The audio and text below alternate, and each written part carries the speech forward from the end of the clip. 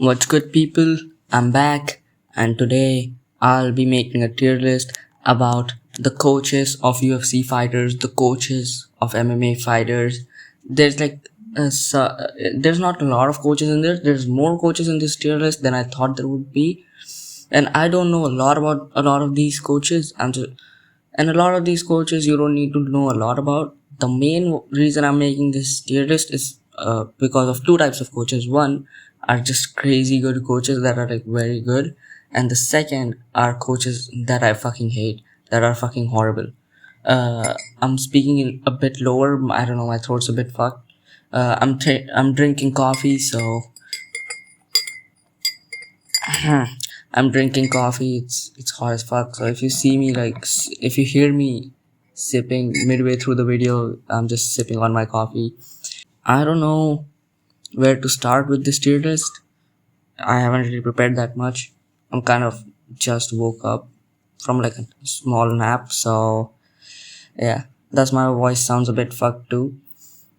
But yeah, let's just get this started with. Let's start off with the first coach on this tier list. We have take 10% off your shots. You're trying to kill him. I want you to pop him with good, clean shots, okay? We have Trevor Whitman. Trevor Whitman is the reason I made this tier list. I was watching the Ilya Tuporia versus Justin Gaethje fight. Right after the fight, I was thinking to myself, dude, Trevor Whitman is such a good coach. You look at that performance of Justin Gaethje over Ilya Tuporia, the most credit that you can give to, that has to be given to, is Justin Gaethje, obviously. The second person I would give the most credit to is Trevor Whitman, because who else do you credit for such a beautiful game plan? That game plan was near perfect. I would say it was perfect. I mean, it worked. So, yeah. And obviously, to go up against Tito Poirier is always gonna be tough. The game plan, to see Justin Gaethje's skills and to see the weaknesses of Ilya Tuporia and make such a good game plan, dude. Trevor Whitman might be one of the coaches of all time. Trevor Whitman is easily going in the S tier. Trevor Whitman, he's the reason I made this tier list. You gotta think about that. Trevor Whitman made such a good game plan, dude. To know that Justin Gaethje's jab would be there against Ilya Tuporia. I mean, we all knew Justin Gaethje had a good jab, but he's never been able to use it. Justin Gaethje didn't really change his style either. He just worked around his style, and that's what good coaches do. Justin Gaethje couldn't change his entire style at like 37 years of age, obviously. So Trevor Whitman worked around it so beautifully, dude. The game plan was so perfect because Justin Gaethje didn't really fight much different than he does normally. Justin Gaethje fought a bit more patiently, but we already saw this against Fiziev in the second fight. We saw him be a bit more patient and stuff. And hold on.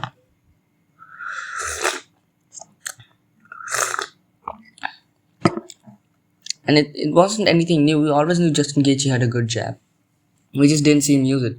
We always knew Justin Gaethje had a lot of power in his hands, and we knew Justin Gaethje had good uppercuts. I mean, there were fucking highlights of Justin Gaethje uppercuts, dude. We always knew Justin Gaethje had good uppercuts in the clinch. That's how he dropped Rafael Fiziev. And what did he do to Justin Gaethje? Exactly that. They abandoned the leg kick mid-fight. He has developed Justin Gaethje to such a good fighter. See, this is what I mean by when you are in S tier, right? You can be a good coach, but there's a difference between a good coach and somebody like Trevor Whitman. Trevor Whitman took a guy like Justin Gaethje. Justin Gaethje isn't a physical specimen. Yeah, he has a lot of power, but to be honest, there's a lot of guys with a lot of power. Anybody can knock anybody out.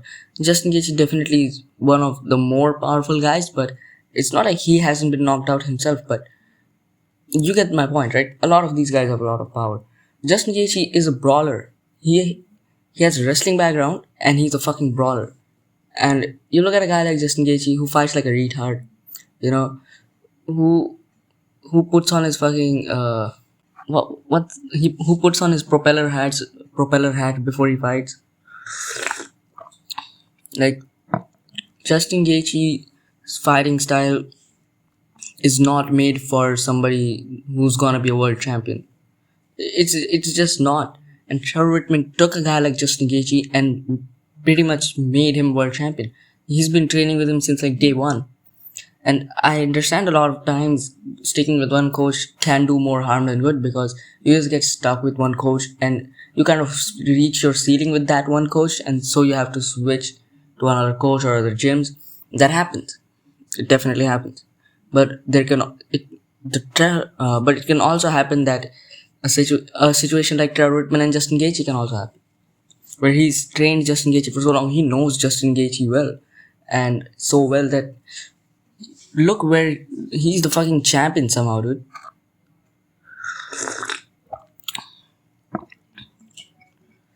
That's what it means to be like a great coach, like a very high level coach, where you take a guy that's not a physical specimen.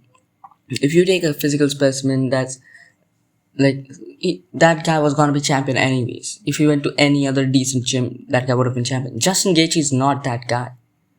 Justin Gaethje, if he went to like fucking some random ass gym, like he went to American Top Team, I doubt he would have been champion.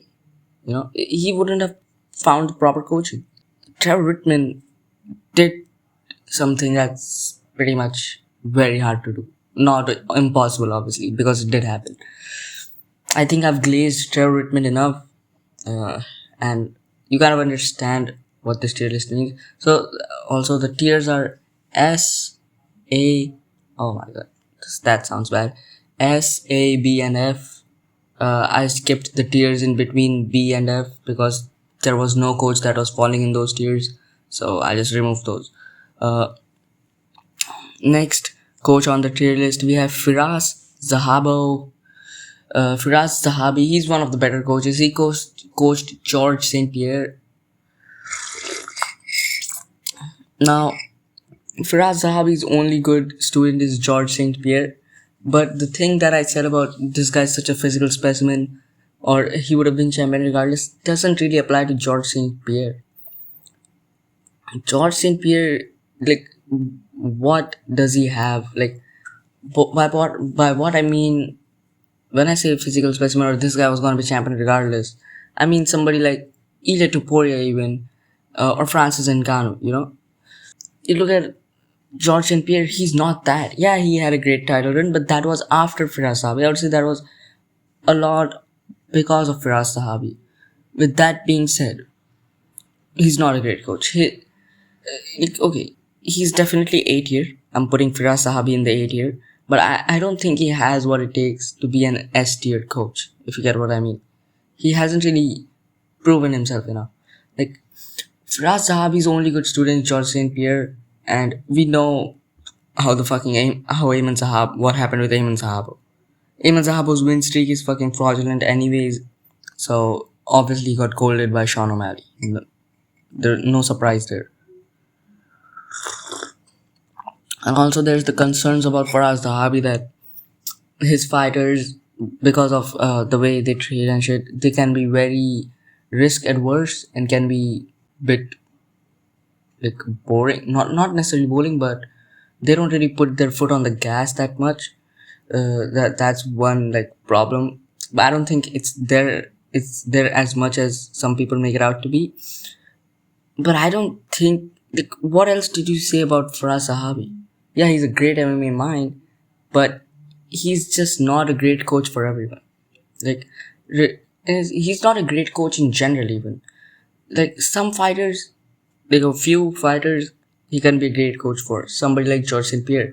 But for your average guy, unless you live in Canada and you're around that area, I would not suggest you to train with Firas Zahabi. I don't want you to move across fucking countries to go train with Firas Zahabi. You know, he's overrated. He's one of the more overrated coaches. We saw it because I literally don't know any other fighter he trains except for GSP and Ayman Zahabo. Zahabo's fucked. You know, Zahabo's horrible. GSP turned out to be great. Whatever. I think he's more of a one-hit wonder kind of coach. Next coach on the tier list, we have Eric Nixick. Eric Nixick is definitely a good coach, but once again, he doesn't have that factor of like somebody like Trevor Whitman. I understand Sean Strickland. To be honest, if you want me to be completely honest, fuck it, Eric Nixick is S tier. I don't care. I understand he had some feuds with Sean Strickland in between. That's why I was kind of like, after the second DDP fight, he was telling Sean Strickland to like put more volume out there, to not fight so risk adverse and whatever, so not fight in such a boring way. And he got kind of mad at Sean Strickland. That's why I was kind of concerned. But Eric Nixick is an S tier coach. You look at, I only need Eric Nixick has coached so many good fighters. Obviously, the best one being Sean Strickland, in my opinion. Sean Strickland's game plan against Israel Adesanya was perfect. Eric Nixick, and obviously you can't. Who else am I gonna give credit for the game plan to? So pretty much the game plan, it was perfect. Dude. They knew that Israel Adesanya has holes in his striking defense. His boxing defense has never been good. And people say Israel Adesanya is washed and whatnot. Israel Adesanya has had the same boxing deficiencies throughout his career. That shit works in kickboxing because you have bigger gloves and because you're rangier and people throw kicks and shit.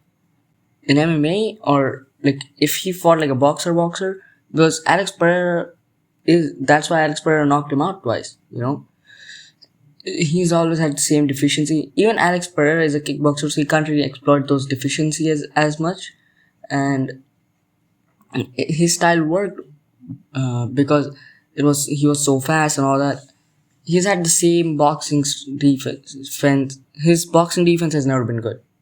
Eric Nixick and Sean Strickland were the people to figure it out, and ever since then it's been downhill for him. You look at the Imavov fight, he got colded the exact same way because his striking defense was figured out. Joe Pyfer was landing good stuff on him. That being said, Joe Pyfer also kind of used the same kind of game plan. That being said, Joe Pyfer has the grappling, so he obviously implemented that as well. But you look at his game plan against other fighters as well. Imavov, great game plan. Great game planning against Imavov. Fluffy Hernandez, great game plan against Fluffy Hernandez. You look at, something must have changed after that second Rickus fight, dude. Because Sean Strickland didn't just jab and teep anymore. The I'm going to go to war for you guys memes were actually coming true. So I gotta give credit to Eric Nixick. I was gonna put him like high A tier, but I think putting Eric Nixick in S tier is fine. He has had so many good fighters. He's trained so many good fighters. I think, and coaching Sean Strickland, dude, I think it's fair to put Eric Nixick in S tier. Next up, we have Javier Mendez. I'm putting Javier Mendez in an A tier. He's not a crazy coach where he coached some amazing fucking fighters. Pretty much Javier Mendez, what he does is he coaches these Dagestani fuckers who don't know how to strike. Pretty much all these Dagestani guys, these guys that train with Khabib and stuff, they train their striking with Javier Mendez, and obviously it works, but obviously you can tell their striking isn't all that. But that's because they don't put that much effort into their striking. They don't put that much work into their striking. Javier Mendez is good, but he's not outstanding. You know what I mean? He's never coached a fighter where I've been like, oh, Javier Mendez, the game plan was so perfect. Javier Mendez made this fighter, changed something in this fighter. This fighter wasn't supposed to be here, blah, blah, blah. And that didn't happen. He's just your run-of-the-mill coach, to be honest. Javier Mendez is overrated as fuck. That's what I'll say. Javier Mendez falls in the same category as Firas Zahabi. There's clips on Instagram of this guy talking and everybody thinks he's this great coach. He is a good coach. That's why I'm putting him in A tier. Obviously, he's doing something right. If you go to AKA, your striking is gonna be good. That being said, it's not to the level of where I can say, oh, it's fucking S tier, dude. You look at the guys in S tier, Trevor Whitman and Eric Nixick, you can tell there's a difference between those guys and Javier Mendez. And that's all I have to say pretty much. Next coach on the tier list is Eugene Behrman. Eugene Behrman, if you don't know, he coaches pretty much the majority of Australian fighters. Pretty much everybody who trains at city kickboxing, I guess. He trains Volk. He's trained pretty much Dan Hooker, Eugene Behrman. I'm putting Eugene Behrman in S tier. I was gonna put Eugene Behrman in A tier. I was like, he's a bit overrated, but Volkanovski's very good. But I'm like, no, dude. Volk isn't like a physical specimen either. He does have very long arms, but other than that, he doesn't have anything. He's short and stocky.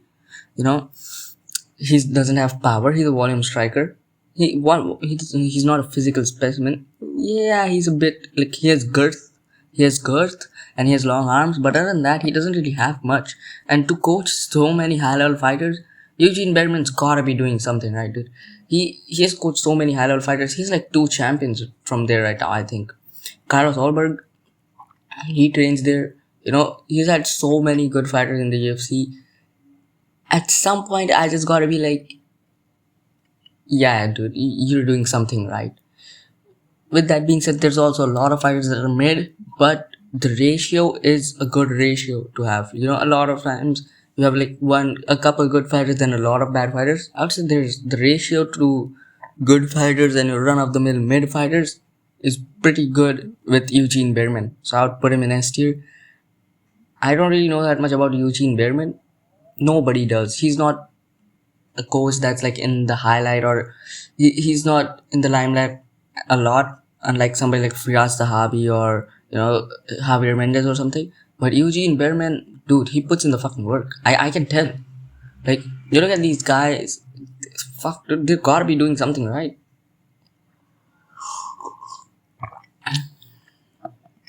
Next coach on the tier list, we have Greg Jackson. I was gonna put Greg Jackson and let's say Winklejohn. Let's put him. Let's put both of these here. I put Greg Jackson on the tier list. I don't know why I didn't put the other coach of Jackson Wink MMA. Yeah, A tier. I don't know what the fuck. Yeah, maybe right now B tier, but I would say A tier, like a very low A tier, borderline B tier. The reason being, the gym kind of died down a little bit. If we were talking like a couple years ago, I would have said, okay, he's like A-tier coach, proper A-tier coach. But I'm like a bit, I'm a bit I'm considering putting him in the B tier a little bit, because A tier means you're a good coach. B tier means you're a decent coach. It's not like you're bad, but you aren't necessarily that good either, dude. That good either. So not mid, I would say slightly above mid is what I mean by B tier. So Greg Jackson, maybe a couple years ago I would have been like firm A tier, like I would be like, yeah, definitely A tier. Right now I'm a bit like, I don't know, dude. His gym is kind of dying down. There's not that many good fighters at his gym. He doesn't coach that many good fighters anymore. He's also kind of a one-hit wonder kind of thing with John Jones. He did have some good other fighters, except for John Jones, but nah, I'll put him in low A tier. You can maybe make an argument for him to be B tier right now, considering he doesn't really coach that many good fighters nowadays and whatever. Next coach on the tier list, we have our first F tier coach of this tier list. We have Pat Berry. If you don't know who Pat Berry is Rose Namajunas' husband. I don't give a fuck. Hold on, we'll get to the coaching part in a minute, which is also bad. He's also not a good coach.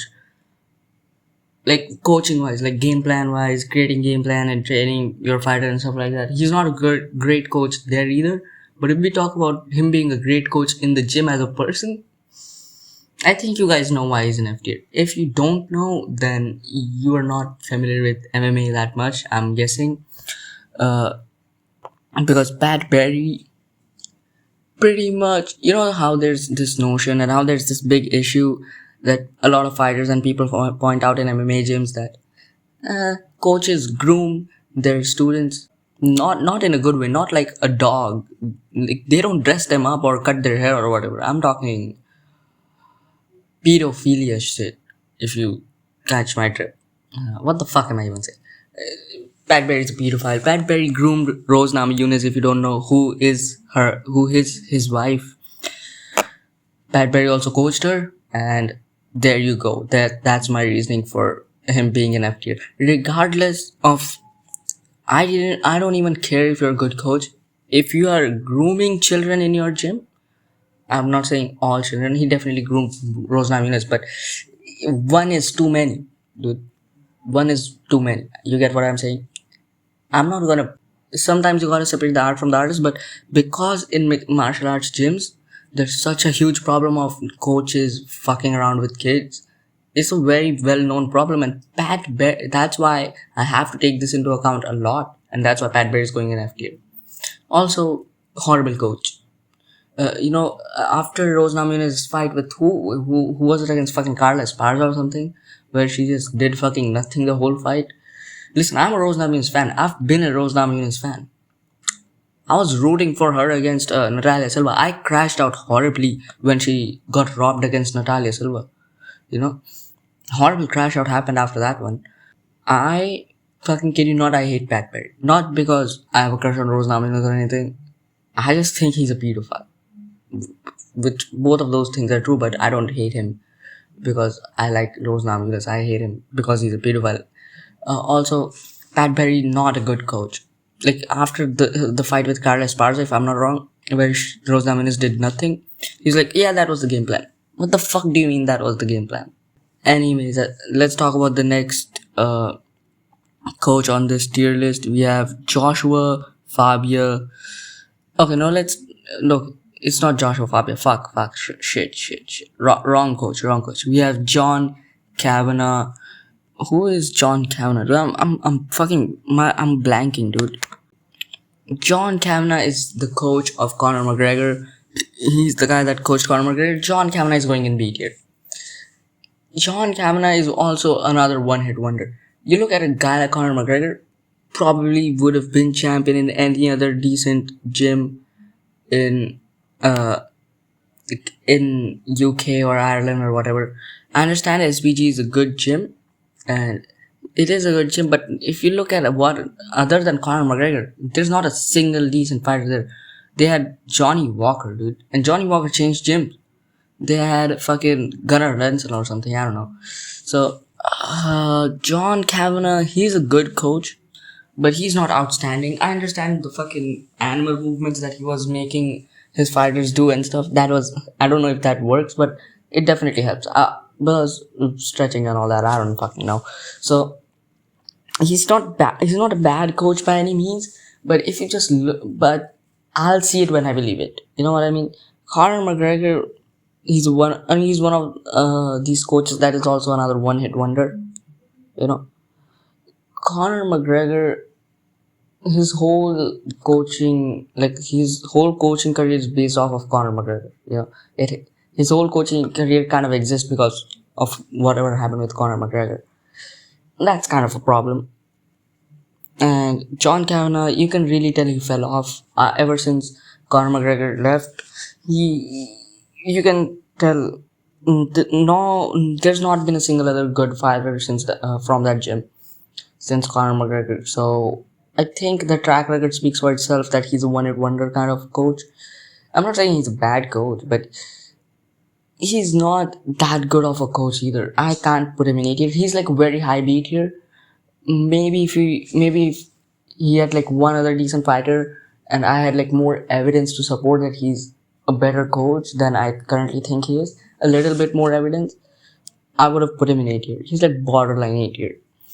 Next coach on the tier list, we have Andy Aspinall. Andy Aspinall, I think he trains some other fighters except for Tom Aspinall, but Andy Aspinall is Tom Aspinall's father, and he has coached Tom Aspinall since, I don't know, he was a kid or something. Yeah, Andy Aspinall's been training Tom Aspinall since he was a kid. Obviously, he's his dad. He has a very good jiu-jitsu base and stuff. And Andy Aspinall also coaches some other fighters, if I'm not wrong, at some other gym. I'm gonna put Andy Aspinall in B tier once again. He's Tom Aspinall's dad. He's not really a proper coach, if you get what I'm saying. He's never been a proper fighter, so he's never been like a proper fighter. He doesn't really have much of a record. Tom Aspinall also doesn't just train with Andy Aspinall. He also trains with other fighters.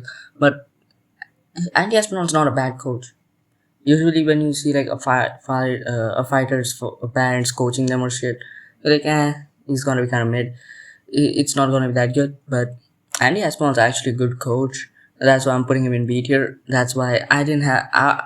That's why I kind of removed C tier and all that stuff because didn't need it. Andy Espinal's a B tier, dude. Andy Espinal's a good coach, but he's more of a father first than a coach. To Tom Aspinall and to other fighters, he's more of a coach. Obviously, he's not their father, but I don't think Andy Aspinall's like. You look at the other people in this tier list, you kind of understand what I'm saying. Fucking coffee, dude. Next coach on this tier list, we have our second F tier of this tier list, Fernand Lopez. Fernand Lopez is going in F tier. Fernand Lopez coaches Cyril Gane and Nasruddin Imavov. I wonder what those two guys have in common, huh? I don't know, dude. Ever heard of fingering? I'm, fuck. I'm not gonna make any fingering jokes right now. Have you ever been fingered by an MMA fighter? That's not the reason I kind of don't like Fernand Lopez. Which obviously there's allegations that he tells his fighters to cheat and coaches his fighters to cheat. Maybe, I don't know if that's true. The dude was convicted of domestic violence. He said he slapped his wife because of aggressiveness coming from her first, but we don't have evidence. I'm gonna need to see some proof first, dude. You are a coach, you're a trained fighter, so that means you train and that means you have mixed martial arts experience. Why the fuck would your wife ever decide to be aggressive towards you first? Seems kind of unbelievable. And also, I know Fernand Lopez's character, dude. The guy is not a good guy. He's genuinely not a good fucker. He's just not a good person. It's very hard for me to believe that you slapped your wife or hit your wife or whatever you did, I don't know, because she was being aggressive to you first. Oh, sure, dude, I definitely believe that. Fernand Lopez also, there have been, I don't know if there's allegations or if this is true, but he's like Fernand Lopez, there's been allegations on him for leaking fighter footage, like from his gym, like of sparring and stuff, which is fucking terrible. I don't know if that's true or if they're just allegations, but even allegations are not good, bro. That's not helping your case. Plus, you also beat your wife. He's also been in feuds with Francis Ngannou. Look at the guys he's fucking coaching. He coached Francis Ngannou for a while. Then Francis Ngannou left his ass. And Francis Ngannou low-key got a bit better ever since he left Fernand Lopez. Fernand Lopez is not like also that part of him being him allegedly leaking footage of fighter sparring and stuff. That's concerning. That's fucking concerning. If you're a fighter, that's fucking concerning. Also, his feud with Francis Ngannou, so we know he doesn't really bond with his fighters well. He's pretty much like when French fighters don't have anywhere to go, they go to Fernand Lopez. Fernand Lopez also isn't that good of a coach, really. The two main heavyweights that he coached are Francis Ngannou and Cyril Gane. Both of these guys are physical specimens. Francis Ngannou is a fucking beast. You look at your average heavyweight and then you look at Francis Ngannou, you'll see a difference. One of them looks like a fucking lined up turkey, and the others look like a fat blobfish. Clear difference. Francis Ngannou was gonna be heavyweight champion anyways. How is Cyril Gane not a heavyweight champion? How has Cyril Gane lost to Francis Ngannou, lost to John Jones, and hasn't become champion yet? You have been coaching him for so long, and you can't make a guy like Cyril Gane champion who's speed mogging everyone at heavyweight after Francis Ngannou left. I guess he was doing good against Tom Aspinall, but that fight is still close. I still wouldn't be comfortable picking Cyril Gane in that fight. So it's kind of a shame. It's kind of concerning that you can't coach Cyril Gane to become a champion. But also all the other stuff as well, his feuds with Francis Ngannou. So I would suggest if you're not French and up and coming and don't really have any other gym to go to, I would not suggest you go there. pretty much. Next coach on the tier list, we have Pelinio Cruz. Pelinio Cruz, he's less of a coach and more of a guy that just hangs out with Alex Pereira at this point. I'm putting Pelinio Cruz in 8 here. He's not a bad coach, but he's not a great coach either. He's like a very low 8 here. He doesn't even coach that much. He's more so. But I guess the bond that he has with Alex Pereira and some of his other fighters, I guess that's really important to have as well as if you're a coach.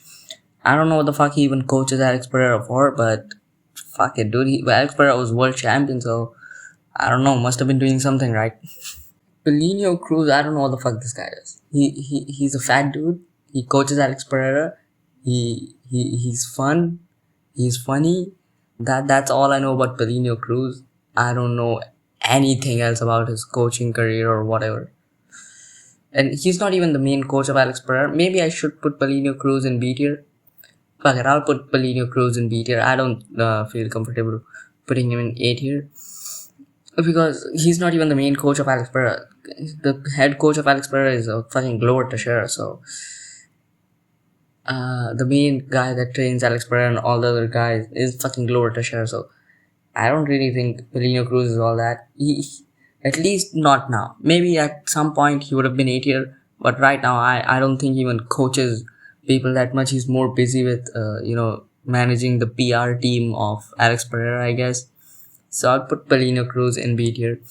Next coach on this tier list, we have Pablo Sucupira. Pablo Sucupira, if you don't know, he is the co-founder of Fighting Nerds, who co-founded Fighting Nerds along with Caio Borralho. And Pablo Sucupira, he is the guy with the white hair that's always in the Fighting Nerds corner with wearing the fucking Fighting Nerds glasses. I'll put Pablo Sucupira in 8 here. He does good game plans. He definitely makes good game plans. He definitely studies his opponents a lot. And we have seen his fighters perform at high levels. Obviously, Rufi trained there for a while. I think he just left after the BSD fight.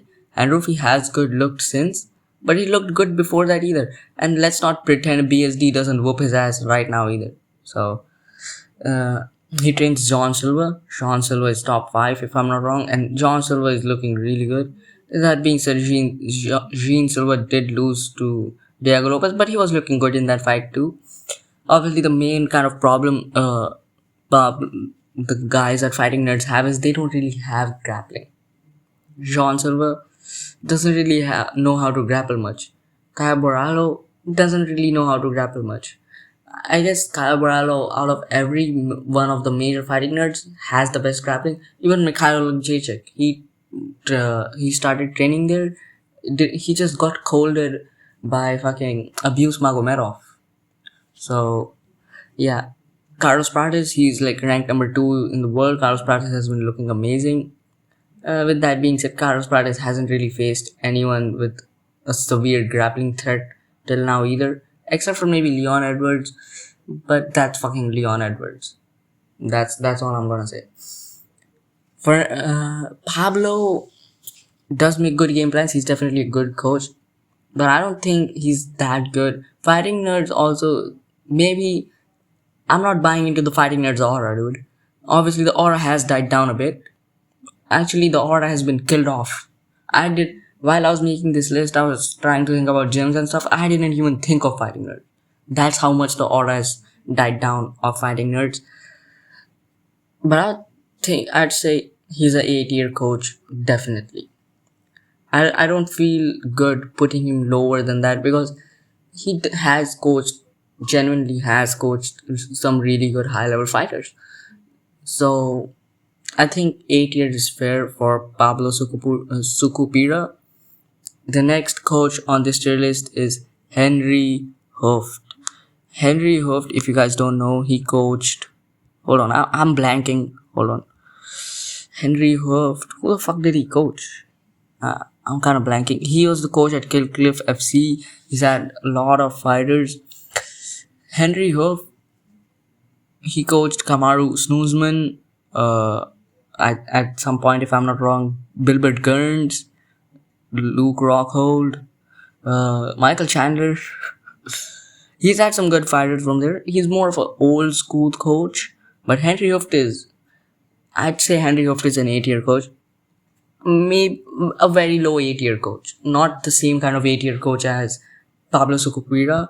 Lower, like, but I don't feel comfortable putting him in B. He's still definitely a good coach, and he has definitely coached a lot of high level fighters. The record speaks for itself, but I don't think he's S tier. You have to be like really, really, you have to stand out really, really well to be an S tier coach, because, dude, I don't know, dude. Henry Huff, he has coached a lot of high level fighters, but that was once again like the same case with Greg Jackson. He's not faced. He has kind of died down. You know, he's not the same as he was back then. He doesn't really coach that many high level fighters as he used to. But I guess he's still good. I'll still put him in 8 year. Yeah, I don't really know what else to say about Henry Hooft. I didn't do much research about Henry Hooft. Next coach on the tier list, we have Diego Lima. I'm putting Diego Lima in 8 year. Diego Lima, if you don't know, he coached Charles Oliveira.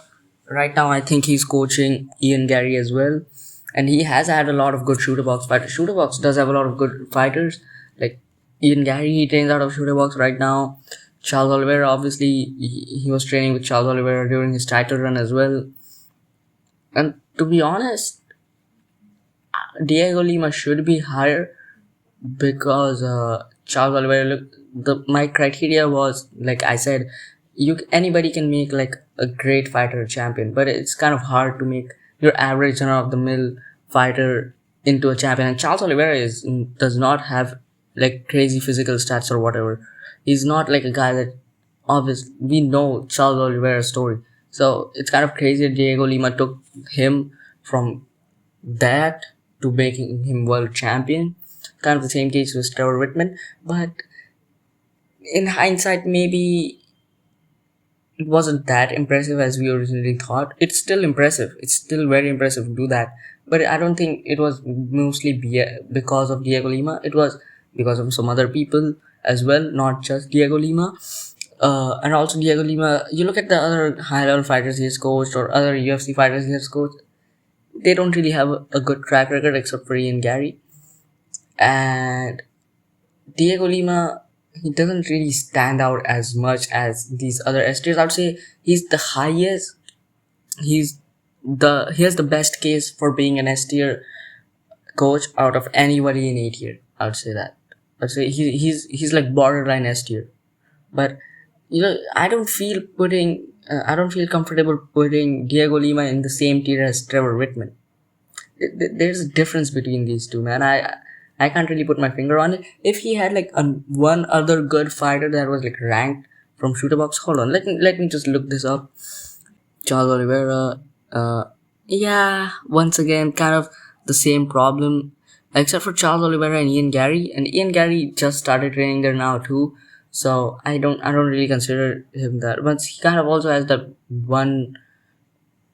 I would say I would put him in S tier if they had like one other ranked fighter in the UFC. He had like Daniel Santos. Daniel Santos was on a good little run, but once again, the shooter box has like a very distinct style. You can kind of tell the shooter box style apart from everybody else. Taking Charles Oliveira from where he was to where he is very impressive.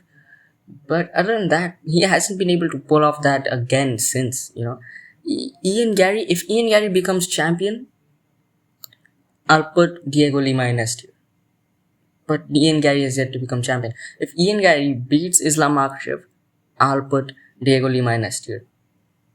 I'll say it. I'm not gonna forget this. You guys can remind me when Ian Gary becomes champion, to put Diego Lima in S tier. I'll say that Diego Lima is officially an S tier coach. But right now, I just don't feel like it. He only has like two main fighters that are like highly ranked, and other than that, most of these guys are unranked fighters. To be honest, that is very impressive in itself as well. But other than Charles Oliveira, he hasn't been able to recreate it ever since. And Ian Gary didn't really train at shooter box to begin with, so I would say 8 year, very high 8 year, borderline S tier is fine for Diego Lima. Next coach on the tier list, we have Paul Rimmers. Paul Rimmers is pretty much the head coach of next gen Liverpool, which is the gym Paddy Pimblett trains. And I'm putting Paul Rimmers in B tier. He's a good coach, but I don't think he's like anything like special or anything. I don't think he's even a great coach either. He you could maybe put him in A tier, but the only good fighter to come out of his gym is Paddy Pimblett, and Paddy Pimblett, let's be fucking honest, is not that good. Even who was the guy, Luke Riley. Luke Riley just got signed to the UFC. Luke Riley didn't even look that good, dude. Luke Riley looked kind of like shit. And yeah, that's all I need to tell you. Maybe in the future, Paul Rimmers does have more fighters come out of his gym, because next gen Liverpool is a fairly new gym compared to the other gyms. But still, dude, if your best fighter is Paddy Pimblett, maybe there just hasn't been enough time spent. But I also have to, instead of just going off of vibes, I also have to take evidence into account, and I have to kind of see the fighters they have coached and stuff like that. Paddy Pimblett is the highest level, is the best fighter you've coached. Eh. That being said, he did have Paddy under his wing. He has been training Paddy since he was 15. Uh, no grooming allegations this time, thankfully. I'll give Paul Rimmers credit there, I guess. But yeah, dude, he's not like a great coach to be put in A tier. I would say maybe there's an argument for him in A tier, but no, I think B tier is fine for Paul Rimmers. Next coach on the tier list, we have George Hickman. George Hickman is the coach of Piotr Jan. He also coached Alexander Volkanovski. He's pretty much the head coach at Bang Tao Muay Thai, and he also coached at Tiger Muay Thai for some time. He's the main coach of Piotr Jan right now, if I'm not wrong. Piotr, he also has coached fucking CP, and like these guys don't really train at Tiger Muay Thai and Bang Tao Muay Thai. These guys kind of go there and then they train their striking there for a little bit, and then they go back to their main gyms. The main kind of guy he has trained in recent years that like he actually has sat down and trained is Piotr Jan. I would say George Hickman. I'll put George Hickman in A tier. George Hickman isn't just like a Muay Thai coach either. He's like a proper MMA coach. And you saw the game plan of Piotr Jan against Merab Dvalishvili. George Hickman had a hand in it, dude. George Hickman played some role in making that game plan and the performance that Piotr Jan put against Merab Dvalishvili. Well, to be honest, Piotr did have his hand broken in the first fight. Regardless of that, he probably still would have lost the way he was fighting. Merab, to figure out Merab on the run that Merab was on, to figure out Merab like that's great. And he has coached a lot of good fighters, but he hasn't really coached a lot of these fighters. They're mostly just come in there for a little bit before their fight, during their fight camp for a little bit. He isn't anybody's exact. He hasn't like anybody's head coach. In recent years, the only guy he has actually like coached properly instead of them just coming over for a little bit is Piotr Jan, and he had some role to play in it. I would say George Hickman is kind of an interesting case. I don't really know where to put George Hickman, but I would say A tier is fine for George Hickman. I would say A tier is fair. Next on the tier list, we have Tim Welch. Tim Welch is the coach of Sean O'Malley. If you guys don't know, Tim Welch is the main coach of Sean O'Malley. He was also the head coach. He's also like head coach at MMA Labs, if I'm not wrong. He also trains some other guys, but mostly known for Sean O'Malley and now Tommy McMillan. But I'd put Tim Welch in A tier because he's not a great coach by any means. Like he coaching wise, he's not that good, but the kind of bond and friendship he has with his fighters is definitely good. And he's not a bad coach by any means either. He has decent game planning, not to the level of some of these other people on the tier list, but his coaching abilities aren't to the same level as some of these other people on this tier list. But I would say it's pretty fair to put him in A tier. Have some THC, bud. Sip some THC. Marabi, bud. You gotta go, bud. Yeah, he's also. I don't really like Tim Wells, to be honest, but I'll put him in A tier. I have to be fair here. Next coach on this tier list, we have John Crouch.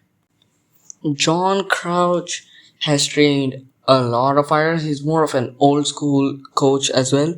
He was head coach of Hob was, or I don't know if he is.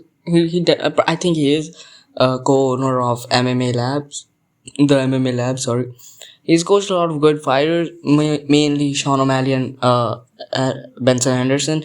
Other than that, he hasn't really coached anyone else that's good. I think Mario Batista trains in MMA Lab, if I'm not wrong.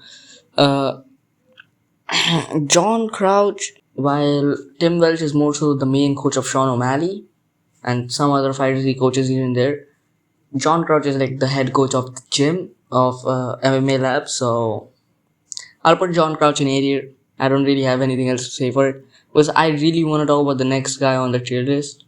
We have Joshua Fabia. Joshua Fabia, if you guys don't know, he coached. Oh fuck, I'm blanking on that fighter's name as well. Joshua Fabia. Joshua Fabia coached Diego Sanchez.